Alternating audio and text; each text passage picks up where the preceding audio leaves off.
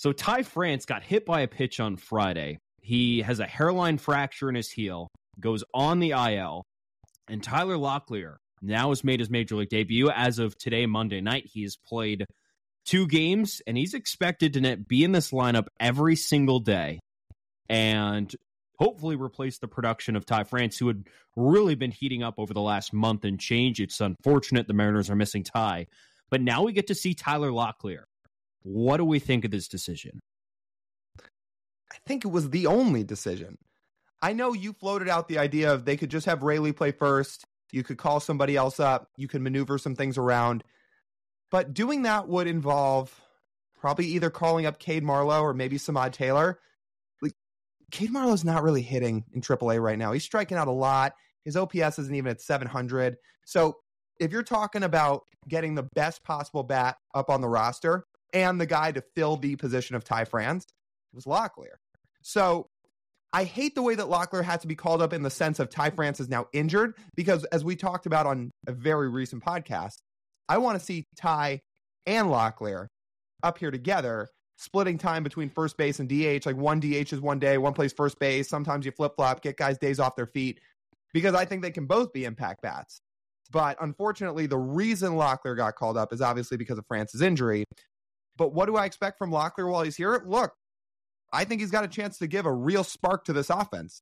I've thought that for a while now. I thought the moment he's ready to be called up, he can give this offense a real spark, because the Mariners have not called up many hitting prospects like this over the last couple of years, aside from Julio, who's kind of in his own category, or not kind of, he is in his own category.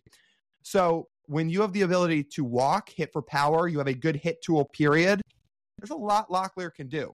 So yes, he didn't play a lot of games in AAA, but I'm excited, and I really think he has a chance to provide impact. I think Luke Rayleigh would have made more sense to cover the time at first base if the rest of the lineup was hitting and you didn't have a dire need of offense. The problem was, as soon as Ty France went out, you lost your best hitter for the last 5 weeks, and you have to replace that production. How are you going to replace that production? Well, you got to take a chance with Locklear. I'm going to be honest, I'm not totally sure he's ready. He played 10 games in Tacoma. He hit well in Tacoma. He had nearly a 900 OPS. He struck out only 23% of the time over those 10 games. That's fine. Walked 12.5% of the time. But in his larger sample down in AA, Lyle, he still rocked a 26% strikeout rate. It's not perfect just saying, okay, so if he's striking out this much in AA, he's going to strike out this much in AAA over the same amount of time. And in the big leagues, he's going to strike out this much more. So it's not just a guarantee that Tyler Locklear is going to come up and strike out 31% of the time. But I think I would have been more comfortable watching him play a little bit longer in AAA. Jared Kelenic famously went up and down from AAA multiple times, but he really needed those AAA games in his development to be more ready as a big league hitter, and for the most part is still not quite as ready as a big league hitter.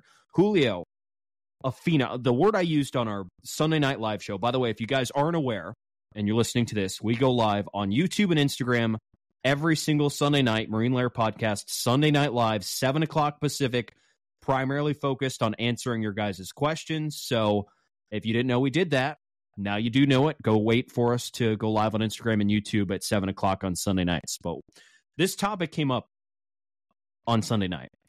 And Julio was just this much different because he was a phenom. So he was going to jump AAA. Phenoms don't normally spend a whole lot of time in AAA because they don't need it, because they're just that talented. Locklear is a different cat, though, because he's a college bat and he was polished coming out. So the argument could be made that he would be ready for this, but I still don't know if I'm totally comfortable with it. 2 games in, he's been fine. His first game was great. The go-ahead double ringing the other way, right in right center field. It's a really nice swing. Haven't seen a whole lot of swings like that on this Mariners roster this year. So it was refreshing to see. I think there's some upside with this. But as of right now, if we look like 3 weeks, he's really going to have to hit to keep his spot on the roster. So, yeah, we'll see. But we had talked about there was a chance he was going to get called straight up from AA at one point. It didn't happen, but we had talked about that. So is it that crazy to call him up? There's just no roster spot for him once Ty comes back. Not if you keep Garver. Garver would have to accept less playing time. And Garver, as we'll touch on in our next segment, has been a pretty crucial pat the last couple of weeks. Mm-hmm. So he's going to have to play more.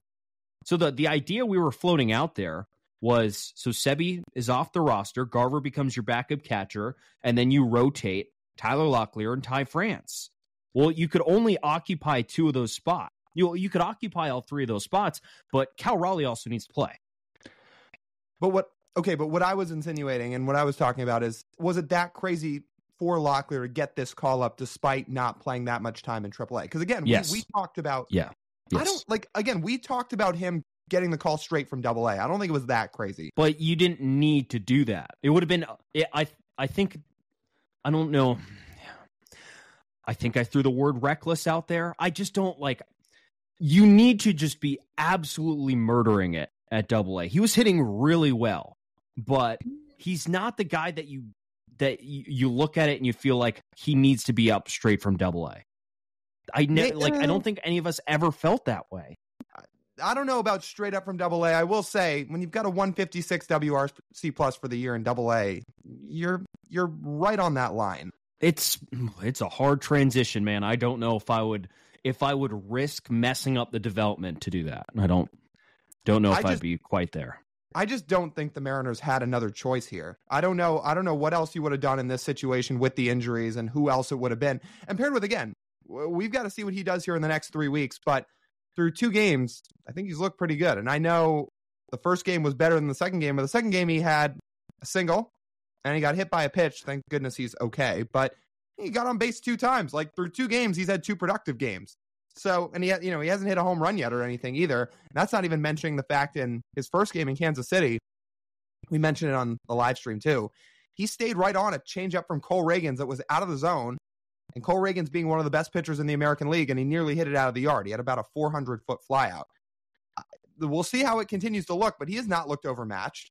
I don't see why he can't hit well enough to earn his spot and keep his spot. Your argument would ring so much truer if he could do anything besides DH and play first.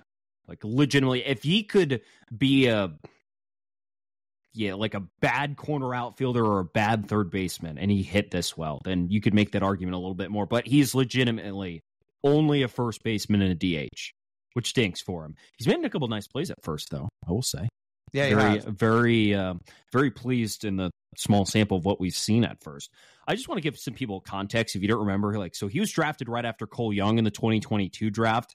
There were some Pete Alonso comps when the Mariners took him 58th overall. Here's his slash line from his senior year, or his junior year, in case you're wondering if he was ready. 402, 542, 799. And he struck out 25 times and hit 20 homers. So, yeah, if you could imagine at the college level, he was polished. He was not striking out, walked way more than he struck out with plus power. And then he's done that at every single level of the minor leagues. This year, when he was striking out 26% of the time in AA, was the first time in the minors he struck out that much. So you could make that argument and say, hey, TJ, that's an outlier. And I was like, okay, that's fair. It is 40 games different from the rest of the games he's played down in the minor leagues. So, time will tell. Unfortunately, the Mariners are going to have him hit. It's not even a choice, really, if he hits. For the Mariners to hit well, they're going to need him to hit because it is still, even though it's been better after Brant Brown got let go last week, still hasn't been what you want. All I'm going to say is this. If this will all get sorted out one way or another, because Locklear's either going to hit in the time that Ty France is out or he won't. If he is hitting, the Mariners have no choice but to keep him. You're going to have to figure out the roster construction and roll with it, because the offense, we're going to beat a dead horse here, is not up to par. Right. We've said it a million times. The offense is way underperformed through the first 2.5 months of the season. If Tyler Locklear's up here and he's hitting as a big leaguer and he's hitting with power too, you have no choice but to keep him here and to mix in time with him, Ty France, and Garver, because you need all the bats you can get right now. And listen, if he's hitting, then I'm wrong, and he was ready.